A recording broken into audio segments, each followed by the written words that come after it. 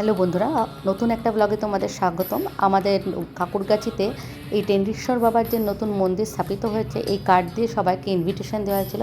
আর সমস্তটা এরকম সাজানো হয়েছিল।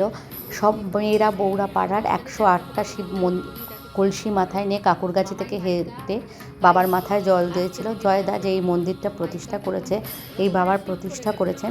আর দেখো, ভৃঙ্গি মহারাজ আমাদের পৃথিবী ইন্ডিয়ার মধ্যে তৃতীয়, যেখানে শিব মন্দিরে এই ভৃঙ্গি মহারাজের মূর্তি স্থাপিত আছে। সাউথে দুটো জায়গা আছে, আর এখানে আছে। এনার একটা বিশাল গল্প আছে, একদিন জয়দার মুখ থেকে আমরা শুনবো। এখানে বিশাল করে আরতি, যজ্ঞ, হোম সমস্ত কিছু হয়েছে। খুব সুন্দরভাবে পুজো হয়েছে, দেখার মতো পুজো এবং যজ্ঞ আরতি হয়েছে। সবাই এসেছিল। আর এই যে নিতাই, গৌর, রাধা, কৃষ্ণ, এনারা কিন্তু নবদ্বীপ থেকে আনা, তাই মনটা আমারও খুব ভালো হয় যে আমি নবদ্বীপের মানুষ বলে। আর এখানে যত লোক এসেছে সবাই প্রসাদ পেয়েছে, খুব ভালো কেটেছে। আবার একটা